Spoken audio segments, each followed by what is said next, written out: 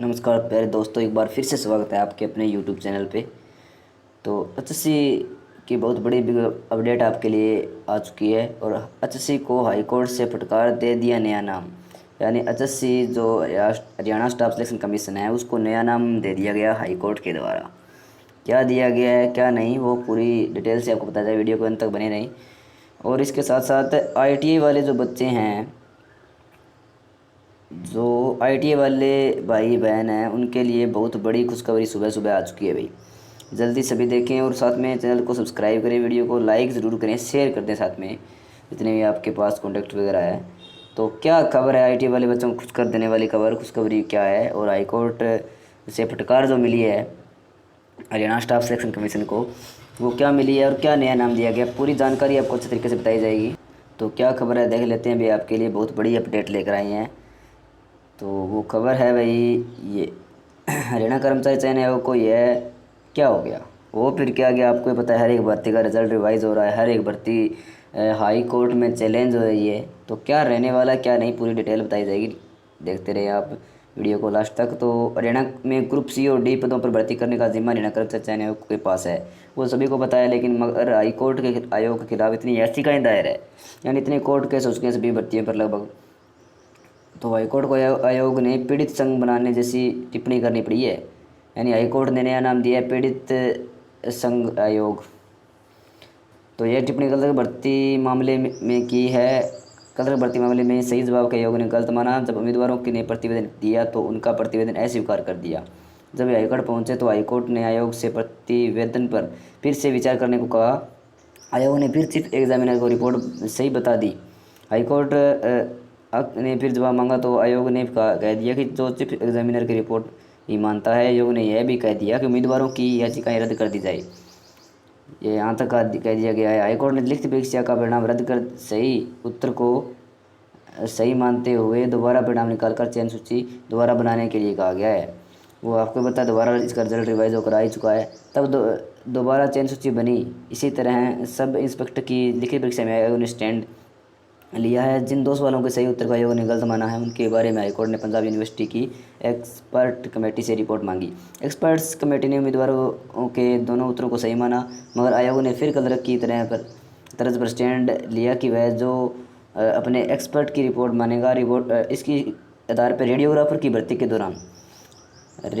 की जो भर्ती है उसके दौरान विभाग की तरफ से बदले गए रूल को आयोग ने लागू कर दिया। उससे मूल विज्ञापन वाली जो शैक्षणिक योग्यता वाली उम्मीदवार बाहर हो गए। यानी मूल विज्ञापन यानी जो एडवर्टाइज निकलती है उसके अंदर जो दी गई थी शैक्षणिक योग्यता, उसको चैलेंज हो गया। वे भी अदालत पहुंच गई। पुलिस सिपाही पुलिस और महिला पदों की भर्ती में आयोग नॉर्मलाइजेशन फार्मूला बार बार बदलता रहा। आखिर वे हाईकोर्ट ने फिलहाल ज्वाइनिंग पर रोक लगा दी। आयोग ने एएलएम पदों के लिए, तो ये एएलएम वाले भाइयों के लिए जो रह रहा है, एएलएम पदों के लिए पहले चयन सूची जारी कर दी, बाद में ज्वाइनिंग पर होल्ड करवा दी। वो आपको पता है, पहले एएलएम का रिजल्ट है उसके बाद ज्वाइनिंग होल्ड करने के लिए रिक्वेस्ट की यूएस पेमेंट डिपार्टमेंट से। किसी न किसी विषय पर पीड़ित उम्मीदवार आयोग के धक्के खाते रहते हैं।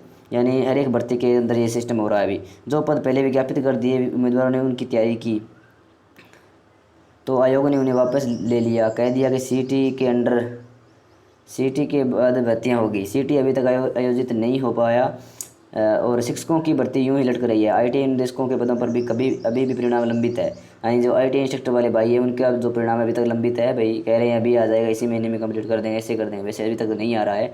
और ग्रुप डी की भर्ती 3.5 साल बाद भी पूरी नहीं हो पा रही है। आयोग क्योंकि खेल कोटे के पद रिक्त पड़े हैं, तब भी आयोग से गड़बड़ी हुई थी। जब पद विज्ञापित हुए थे उस समय ग्रेडेशन सर्टिफिकेट देने के जो नियम थे वे लागू होने चाहिए थे, मगर बाद वाले लागू कर दिए।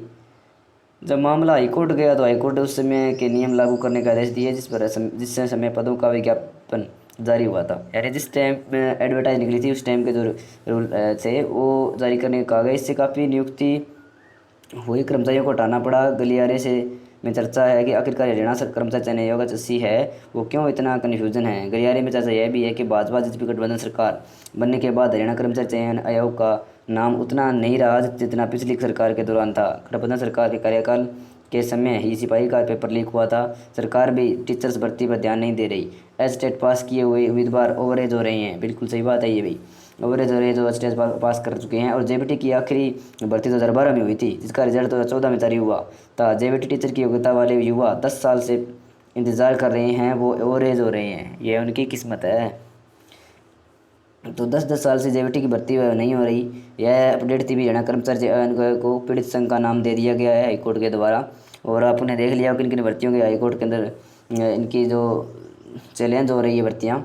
और इसके साथ आईटी वाले जो बच्चे हैं, आईटी वाले जो भाई बहन हैं, आईटी वाले जो भाई हैं, उनके लिए बहुत बड़ी राहत वाली खबर है भाई। वो दिखा देते हैं आपको क्या खबर है। वो ये रहेगी, आईटी पास आउट विद्यार्थी होंगे 10वीं व 12वीं समकक्ष।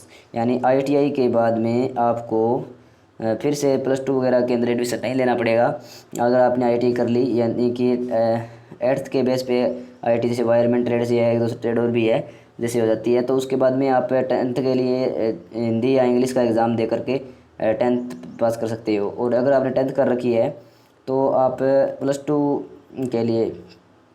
के लिए आप हिंदी या इंग्लिश का एग्ज़ाम दे करके +2 की मार्कशीट आपकी आ जाएगी। +2 आप पास आउट माने जाओगे, आगे एडमिशन ले सकते हो बीए वगैरह के अंदर। तो भिवानी बोर्ड के नियमानुसार हिंदी या अंग्रेजी विषय में होना होगा उत्तीर्ण। यानी इनके अंदर उत्तीर्ण होना होगा, यानी इन दोनों को पास करना होगा, हिंदी या अंग्रेजी दोनों में से। इसके बाद में कहा है भी बोर्ड देगा प्रमाण पत्र। इसका जो प्रमाण पत्र बोर्ड देगा। आईटी पास विद्यार्थियों को हिंदी व अंग्रेजी विषय का पेपर देना होगा, यह पास करना अनिवार्य होगा। इसके बाद हरियाणा विद्यालय शिक्षा बोर्ड यानी HBSC 10वीं व 12वीं कक्षा का परीक्षा परिणाम दिया जाएगा। बोर्ड से प्रमाण पत्र लेने के बाद स्नातक में दाखिला भी ले सकते हैं, जिससे विद्यार्थी उच्च शिक्षा हासिल कर सकते हैं। यानी बीए कर सकते हैं, उसके बाद में +2 अगर आपने कर ली होगी तो इसके लिए आपको +2 करने के लिए 10th के बाद ITI होगी। ITI के बाद में दोबारा से +1-2 नहीं करनी पड़ेगी। यानी ये दोनों में से एक एग्ज़ाम देकर आप +2 पास आउट माने जाओगे भी। तो इसमें ITI के पास आउट विद्यार्थियों के लिए अच्छी खबर ये है कि कोर्स करने वाले विद्यार्थी 10वीं व 12वीं कक्षा का प्रमाण पत्र प्राप्त कर सकते हैं। इसके लिए कोर्स करने वाले विद्यार्थियों को हरियाणा विद्यालय शिक्षा बोर्ड यानी HBSC के नियमानुसार हिंदी या अंग्रेजी विषय के पास करना जरूरी है। ITI पास विद्यार्थियों के लिए आवेदन प्रक्रिया शुरू हो चुकी है। ITI पास जो विद्यार्थी उनके लिए आवेदन प्रक्रिया वो शुरू हो चुकी है। वो क्या है, 31 जुलाई तक आवेदन करने पर 31 जुलाई यानी इसी महीने की 31 जुलाई तक आवेदन करने पर 1000 रुपये लगेंगे। यानी 1000 रुपये इसकी फ़ीस रखी गई है। अगर आप 31 जुलाई तक अप्लाई करते हैं, उसके बाद में फ़ीस बढ़ जाएगी भाई, क्योंकि लेट फीस लग जाती है उसके बाद। तो बोर्ड ने 10वीं 12वीं कक्षा में आवेदन के लिए शेड्यूल जारी किया हुआ है। इसके लिए तहत 31 जुलाई तक आवेदन करने की फ़ीस 1000 रुपये रखी गई है, जबकि 7 अगस्त तक आवेदन करने पर 1100 यानी बढ़ जाएगी आगे। 15 अगस्त के बाद 1300 और 23 अगस्त तक 2000 रुपये फ़ीस करती जाएगी। लालचंद रेवाड़िया प्रधानाचार्य है राजकीय ITI यानी ITI सिरसा से की अपडेट है ये। बाकी ये सभी के अंदर यहाँ पे अप्लाई कर सकते हो भाई, और डिस्ट्रिक्ट वाले भी कर सकते हैं। ITI पास विद्यार्थी है उनके लिए बहुत बड़ी राहत की बड़ी खबर है। अगर आपने ITI कर रखी है, 10वीं के बाद में ITI कर रखी है, तो +2 कर सकने का बहुत बड़ी अपॉर्चुनिटी आपके लिए आई है भाई। तो यही जानकारी आपके साथ साझी करनी थी। वीडियो को लाइक ज़रूर करके जाएँ, और चैनल पे पहली बार आए तो चैनल को सब्सक्राइब ज़रूर करें, शेयर ज़रूर करें वीडियो को।